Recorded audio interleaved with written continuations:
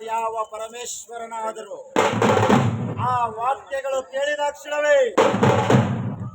ಸಿಡಿಲಾರ್ಪಟ ಕಂಡ ಸಿಂಹನಂತೆ ಆರ್ಪಟಗಂದ ಕರನಂತೆ